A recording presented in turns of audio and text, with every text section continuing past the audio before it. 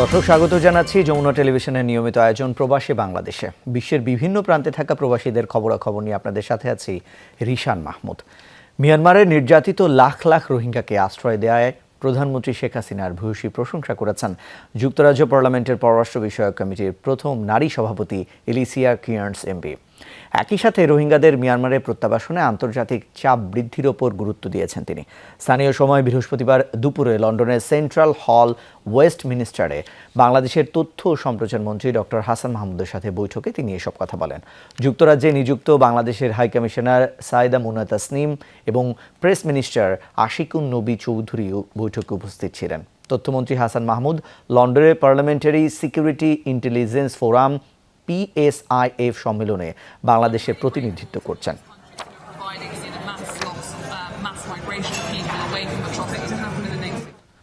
প্রবাসীদের সর্বজনীন পেনশন স্কিমের বিস্তারিত জানাতে সংবাদ সম্মেলন আয়োজন করেছে দুবাইয়ে বাংলাদেশ কনসুলেট জেনারেল।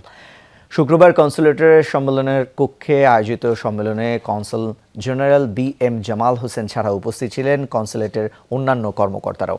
এ সময় সর্বজনীন পেনশন স্কিম নিয়ে নির্মিত প্রামাণ্যচিত্র প্রদর্শিত হয়। এছাড়া প্রবাসীরা কিভাবে অ্যাকাউন্ট খুলবে, টাকা জমা দিবে এবং কি কি সুবিধা রয়েছে তা তুলে ধরা হয়। পেনশন স্কিমের বিস্তারিত তুলে ধরেন শ্রম কাউন্সিলর মোহাম্মদ আব্দুস সালাম। উপস্থাপনা করেন প্রেস সচিব আরিফুর রহমান। জানান, সর্বজনীন পেনশন স্কিমে 18 থেকে 50 বছর বয়সী যে কোনো প্রবাসী পেনশন সুবিধা নিতে পারবেন।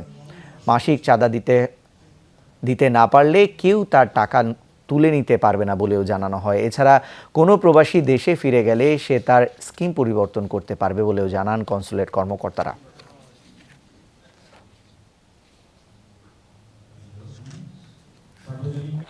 নাবাসনের সর্বজনীন আছে, এর অর্থ হচ্ছে বাংলাদেশের সকল শ্রেণীর মানুষ এই স্কিমের আওতায় আসার সুযোগ আছে। ধরেন আপনি 20 লক্ষ বা 30 লক্ষ টাকা জমা করেছেন, এইটার 50% আপনি লোন হিসাবে নিতে পারবেন। 18 থেকে 50 বছর বয়সী যে কোনো নাগরিক এই স্কিমের আওতায় আসতে পারবে। প্রবাসীদের বিশেষ ব্যবস্থাপনায় সরাসরি পাসপোর্ট বিতরণের সিদ্ধান্ত নিয়েছে মালয়েশিয়ার বাংলাদেশ হাইকমিশন। মালয়েশিয়ায় চলছে অনথিভুক্ত অভিবাসী কর্মীদের বৈধ করার প্রক্রিয়া। এই সুযোগ কাজে লাগাতে বাংলাদেশিদের পোস্ট অফিসের পাশাপাশি বিশেষ ব্যবস্থাপনায় দেওয়া হবে পাসপোর্ট। বুধবার বাংলাদেশ হাইকমিশনের পাসপোর্ট ও ভিসা উইং এর প্রথম সচিব মিয়া মোহাম্মদ কিয়ামুদ্দিন স্বাক্ষরিত এক বিজ্ঞপ্তিতে এই তথ্য জানানো হয়। বিজ্ঞপ্তিতে বলা হয়েছে, Kuala Lumpur city bank remittance house থেকে সরাসরি পাসপোর্ট প্রদান করা হবে। সেবাটি গ্রহণ করতে অবশ্য আগে থেকে অনলাইনে আবেদন করতে হবে। বাহরাইনে সদ্য বিদায়ী বাংলাদেশের রাষ্ট্রদূত ডক্টর মোহাম্মদ নজরুল ইসলামকে সংবর্ধনা দেওয়া হয়েছে। বাংলাদেশি মালিকানাধীন প্রতিষ্ঠান আইজান বিল্ডিং কনস্ট্রাক্টিং কোম্পানি ও বৃহত্তর বরিশাল জনকল্যাণ সমিতির উদ্যোগে আয়োজন হয়। এতে দূতাবাসে বৃহত্তর বরিশাল জনকল্যাণ সমিতির সভাপতি শাহ মোহাম্মদ আব্দুল হক ও সাধারণ সম্পাদক সারোয়ার হোসেনের নেতৃত্বে বিদায়ী রাষ্ট্রদূতের হাতে সম্মাননা স্মারক তুলে দেন কামরুজ্জামান রুবেল, আফসান হোসেন, আমিনুল ইসলাম রুবেল, বিপ্লব সর্দার সহ অন্যান্যরা। এ সময় রাষ্ট্রদূত উপস্থিত সবাইকে বিভিন্ন দিক নির্দেশনা প্রদান করেন। ঠিক আছে, থ্যাংক ইউ। 17 বছর পর ঢাকা সরাসরি ফ্লাইট চালু করেছে বিমান বাংলাদেশ এয়ারলাইন্স। শুক্রবার রাত 11:45 হযরত শাহজালাল আন্তর্জাতিক বিমানবন্দর থেকে ফ্লাইটটি যাত্রা শুরু করে। শনিবার স্থানীয় সময় সকাল 9:15 জাপানের নারিতা আন্তর্জাতিক বিমানবন্দরে পৌঁছবে ফ্লাইটটি। বেসামরিক বিমান পরিবহন ও পর্যটন প্রতিমন্ত্রী এম মাহবুব আলী জাতীয় পতাকাবাহী বিমানটির ফ্লাইটটি উদ্বোধন করেন। এ সময় জাপানের রাষ্ট্রদূত ইয়াওমা কিমিনিরো ছাড়াও উপস্থিত ছিলেন বিমান বাংলাদেশ এয়ারলাইন্সের কর্মকর্তারা। সরাসরি এমন ফ্লাইট পেয়ে উচ্ছ্বসিত যাত্রীরা। সেবার মান অক্ষুণ্ণ থাকবে বলে আশা করেন তারা। বিমান কর্তৃপক্ষ জানায়, জাপানে বাংলাদেশি ছাড়াও বিপুল সংখ্যক ভারত ও নেপালি নাগরিক বাস করে। ভারত ও নেপালের যাত্রীরা মাত্র 6 ঘন্টার মধ্যে ঢাকা হয়ে জাপানে আসা যাওয়া করতে পারবেন। প্রতি শুক্রবার, সোম এবং বুধবার ঢাকা থেকে এবং প্রতি শনি, মঙ্গল এবং বৃহস্পতিবার নারিতা থেকে ফ্লাইটটি ছাড়বে।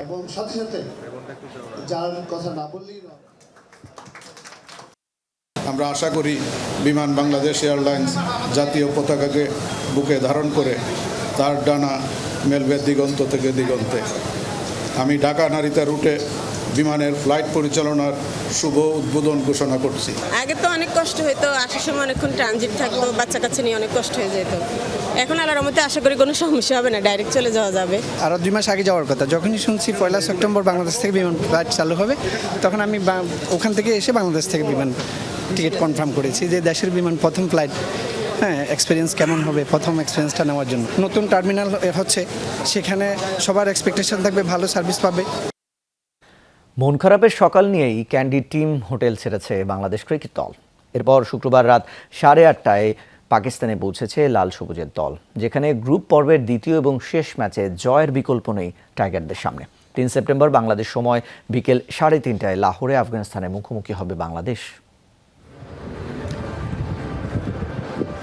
শুক্রবার সকালে ক্যান্ডির আকাশের মতোই যেন মন খারাপ বাংলাদেশ দলের। দ্য গ্র্যান্ড ক্যান্ডিয়ান হোটেল ছাড়ার সময় সেই মন খারাপের মুহূর্তটা যেন আরও ভারী করে দিল একটা পাসিং শাওয়ার। অথচ বাংলাদেশের জন্য এই বৃষ্টিটা হতে পারত পুষ্প বৃষ্টির মতোই সুন্দর। লঙ্কানদের কাছে 5 উইকেটের পরাজয় দিয়ে এশিয়া কাপ শুরু করা বাংলাদেশের জন্য আপাতত আক্ষেপ হয়েই থাকলো ক্যান্ডি পর্ব। লাহোরের বিমান ধরার তাড়া স্পষ্ট বাংলাদেশ দলের সদস্যদের মাঝে। সবাই জানেন সফরের ধকল কাটানোর সময় মিলবে না, মাঝে মাত্র একদিন সময়। এরপরই নামতে হবে আফগানিস্তানের বিপক্ষে বাঁচা মরার লড়াইয়ে। তবে সাদা বলে আফগানদের বিপক্ষে কাজটা মোটেও সহজ হবে না বাংলাদেশের জন্য। 2 মাস আগেই ঘরের মাঠে আফগানদের কাছে 2-1 ওয়ানডে সিরিজ হেরেছে টাইগাররা। এবারের পরীক্ষাটা পাকিস্তানের মাটিতে, তাই কাজটাও আরও কঠিন। 3 সেপ্টেম্বর বিকেল 3:30টায় লাহোরের গাদ্দাফি স্টেডিয়ামে আফগানদের মুখোমুখি হবে লাল সবুজের দল। ক্যান্ডি থেকে লাহোরের পথে টিম হোটেল ছাড়ার সময় বাংলাদেশ সঙ্গে আসলে কি নিয়ে গেল? ওই পাহাড় সমান চাপ। সেই চাপ মুক্ত হতে বাংলাদেশকে 3 সেপ্টেম্বর লাহোরে আফগানিস্তান বধ করতেই হবে, কারণ অলরেডি শ্রীলঙ্কার কাছে হেরে নেট রান রেটে -0.95 আছে বাংলাদেশ। এরপর 5 সেপ্টেম্বর লঙ্কান আফগান ম্যাচের দিকেও বাংলাদেশকে তাকাতে হবে, আর তাই দরকার বড় জয়, না হলে বাংলাদেশের এশিয়া কাপ মিশন শেষ হয়ে যাবে আগামী 3 সেপ্টেম্বর। রঞ্জন শান্ত, যমুনা স্পোর্টস, শ্রীলঙ্কা। যুক্তরাষ্ট্রে বিএনপির 45তম প্রতিষ্ঠাবার্ষিকী উদযাপন করা হয়েছে। নিউ ইয়র্কের ব্রুকলিনের স্থানীয় একটি রেস্টুরেন্টের হলরুমে জাতীয়তাবাদী মুক্তিযোদ্ধা দল যুক্তরাষ্ট্র শাখার উদ্যোগে হয় এই আয়োজন। সংগঠনের সভাপতি বীর মুক্তিযোদ্ধা মোহাম্মদ বাবুর উদ্দিনের সভাপতিত্বে পরিচালনা করেন সাধারণ সম্পাদক মোহাম্মদ সুরুজ জামান।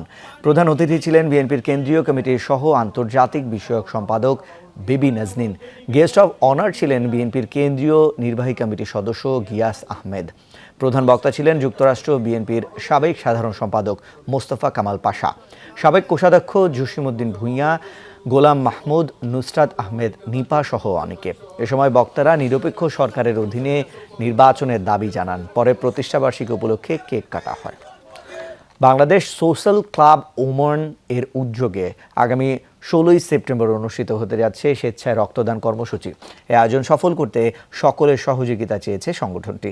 প্রবাসী সাংবাদিকদের সাথে মতবিনিময় সভায় এমনটি বলেন ক্লাব কর্তৃপক্ষ।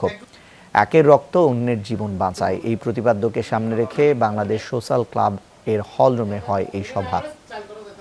ক্লাবের চেয়ারম্যান সিরাজুল হকের সভাপতিত্বে এতে পরিচালনা করেন সাধারণ সম্পাদক নুরুল আমিন। উপস্থিত ছিলেন সহ সভাপতি রেজল করিম, আজিজুল হক বাবুল, অর্থ সম্পাদক আব্দুস সালাম, যুগ্ম সম্পাদক আনোয়ার হোসেন, আব্দুর রহিম সহ অনেকে।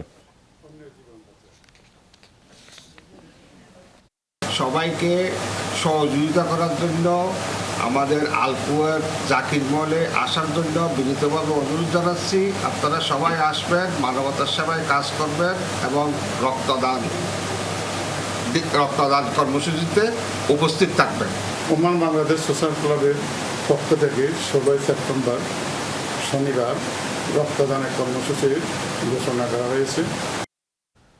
দারুল কিরাত মজিদিয়া ফুলতলি ট্রাস্ট বার্সেলোনার উদ্যোগে ইসলামী শিক্ষা কোর্সের পুরস্কার বিতরণী এবং সমাপনী আয়োজন অনুষ্ঠিত হয়েছে। বার্সেলোনার লতিফিয়া ফুলতলি জামে মসজিদে হয় এই আয়োজন। সংগঠনের সভাপতি খোকন উদ্দিনের সভাপতিত্বে আয়োজন সঞ্চালনা করেন সদরুল ইসলাম। কোরআন থেকে তেলাওয়াত করেন মোহাম্মদ মহিউদ্দিন অভি এবং নাতে রাসুল পরিবেশনা করেন লতিফিয়া শিল্পী গোষ্ঠীর সদস্যরা। শুভেচ্ছা বক্তব্য রাখেন মসজিদের খতিব মাওলানা আব্দুল জলিল।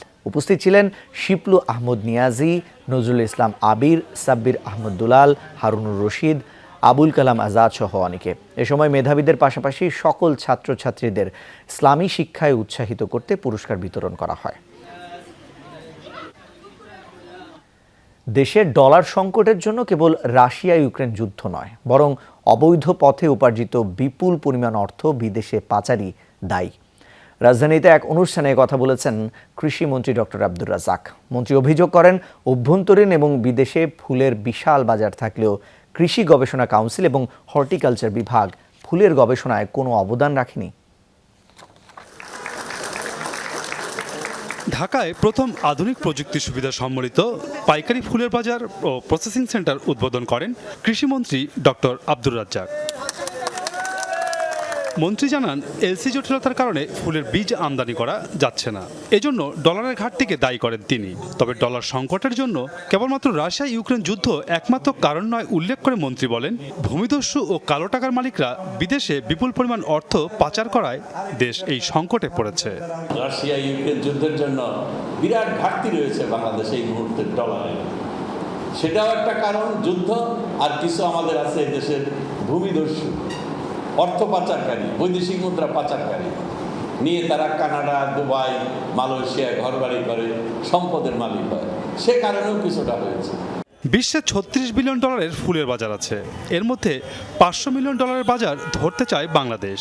এজন্য কৃষি গবেষণা কাউন্সিলকে ফুল গবেষণায় গুরুত্ব দেওয়ার তাগিদ দেন মন্ত্রী। হর্টিকালচার ডিভিশনের দায়িত্ব ফুল, ফল দুটিরই উপরে গবেষণা করা, কিন্তু ফুল গবেষণার উপরে তাদের কোনো কর্মকাণ্ড ছিল না, এখনো তেমন কিছু নাই। আপনারা যারা ফুল চাষ করেন, নিজের পায়ে আপনাদেরকে চলতে হবে। আধুনিক প্রযুক্তি সুবিধা না থাকায় ফুল রপ্তানির বাজারে প্রবেশ বারবার হোঁচট খাচ্ছে, এমনটাই মনে করেন ফুল ব্যবসায়ীরা। বিদ্যমান কুলিং চেম্বারগুলো ফুলের জন্য ব্যবহার উপযোগী করে তোলা, অ্যাসেম্বল সেন্টারগুলো সমন্বয় করে কোল্ড ভ্যালু চেইন স্থাপন করা, এই প্রকল্পের অনেক বিষয়ে এড়িয়ে যাওয়া হয়েছে। এই মার্কেটটি সম্পূর্ণ করতে পারে নাই, মার্কেটের ডিজাইনে যথেষ্ট ত্রুটি রয়েছে। ঢাকার গাবতলীতে স্থাপিত এই পাইকারি ফুলের বাজার ও প্রসেসিং সেন্টারে একসাথে 250-র বেশি ব্যবসায়ী দৈনিক ফুল বেচাকেনা করতে পারবেন। মাসুদুজ্জামান রবিন, যমুনা নিউজ, ঢাকা। ভারতের নয়াদিল্লিতে বানরের উৎপাত ঠেকাতে অভিনব ব্যবস্থা নেওয়া হয়েছে। রাজধানীর বিভিন্ন স্থানে স্থাপন করা হয়েছে হনুমানের ছবি। এছাড়া বানর তাড়াতে মোতায়েন করা হয়েছে মানকি ম্যান।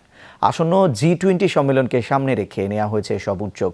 ভারতের বিশ্ব নেতারা যেন বানরের কারণে অনাকাঙ্ক্ষিত পরিস্থিতির সম্মুখীন না হন, সেজন্যই এই ব্যবস্থা।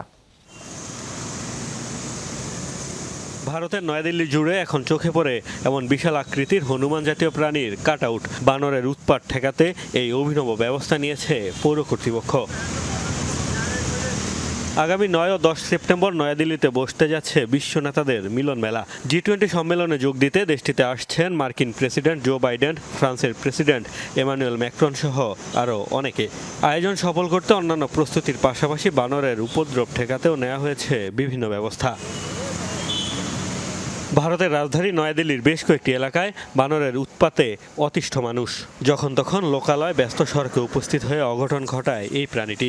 বানর মূলত হনুমান ভয় পায়, তাই G20 সম্মেলনে বিশ্ব নেতাদের সামনে যাতে কোনো অপ্রীতিকর ঘটনা না ঘটে, তাই শহর জুড়ে হনুমানের কাটআউট ব্যবহার করা হচ্ছে।